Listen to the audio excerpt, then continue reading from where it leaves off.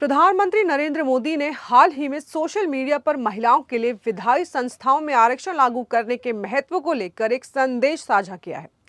उन्होंने इसे लोकतंत्र को और अधिक जीवंत और सहभागी बनाने की आवश्यकता बताया। उनके अनुसार ये समय की मांग है कि महिलाओं को संसद और विधानसभाओं में समान प्रतिनिधित्व दिया जाए ताकि उनका स्थान सुनिश्चित किया जा सके और समाज में समानता को बढ़ावा दिया जा सके। नमस्कार, मैं हूं पिंकी और आप देख रहे हैं आवाज इंडिया। आइए विस्तार से जानते हैं हमारी आज की इस स्पेशल रिपोर्ट को। महिलाओं का भविष्य और लोकतंत्र का संकल्प। कई बार महिला आरक्षण का बिल पेश किया गया, कई बार, लेकिन उसे पार कराने के लिए आंकड़े नहीं जुटा पाए और उसके कारण वो सपना अधूरा रह गया।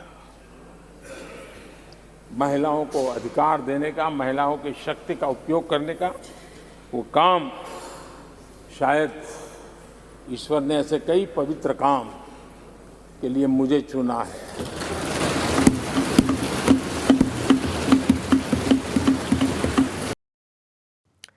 प्रधानमंत्री ने कहा कि महिलाओं की भागीदारी को बढ़ाना केवल प्रतिनिधित्व का मुद्दा नहीं है, बल्कि ये हमारे लोकतंत्र को और अधिक संवेदनशील, संतुलित और उत्तरदायी बनाने का एक महत्वपूर्ण कदम है।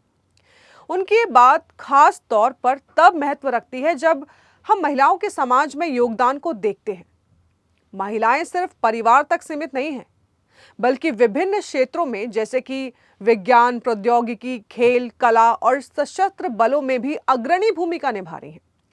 प्रधानमंत्री ने यह भी बताया कि पिछले कई दशकों से लोकतांत्रिक संस्थाओं में महिलाओं को उनका उचित स्थान दिलाने के लिए प्रयास किए जा रहे हैं, लेकिन अब तक ये प्रयास सफल नहीं हो सके हैं।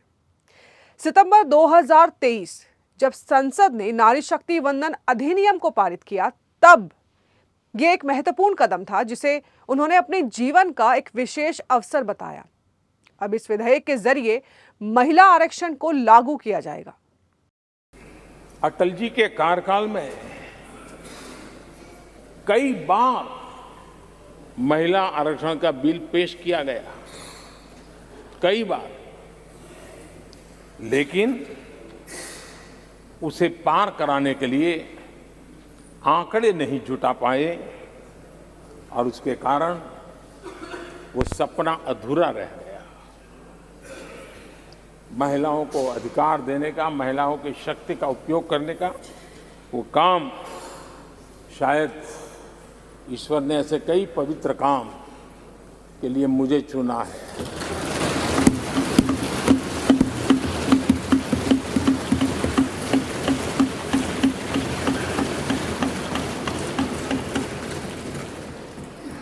एक बार फिर हमारी सरकार ने इस दिशा में कदम बढ़ाया है।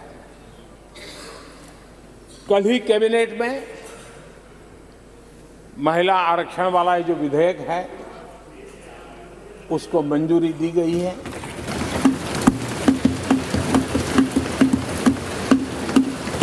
आज 19 सितंबर की ये तारीख इसीलिए इतिहास में अमरत्व को प्राप्त करने जा रहे हैं।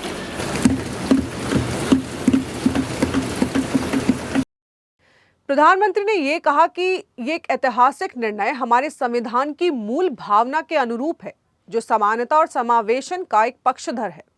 उन्होंने कहा कि ये केवल एक विधायी प्रक्रिया नहीं है, बल्कि ये उन करोड़ों महिलाओं की आकांक्षाओं का प्रतिबिंब है जिन्होंने राष्ट्र निर्माण में अपना अमूल्य योगदान दिया है। उनका कहना था कि जब महिलाएं प्रशासन में हिस्सा लेती हैं तो न केवल चर्चा समृद्ध होती है, बल्कि गवर्नेंस की गुणवत्ता में भी सुधार होता है। पीएम मोदी ने इस विशेष समय में अन्य महत्वपूर्ण घटनाओं का भी जिक्र किया, जैसे कि महात्मा फुले की 200वीं जयंती, डॉक्टर बाबा साहेब अम्बेडकर की जयंती और विभिन्न राज्यों में मनाए जा रहे पर्व जो इस फैसले के ऐतिहासिक महत्व को और भी जोड़ते हैं। उनका कहना था कि यह समय एक सामूहिक संकल्प का है और ये केवल एक सरकार या एक पार्टी का विषय नहीं, बल्कि पूरे राष्ट्र का विषय है। प्रधानमंत्री ने कहा कि ये कदम आगे बढ़ाने का अवसर केवल एक विधायिका का नहीं, बल्कि समग्र राष्ट्र का है।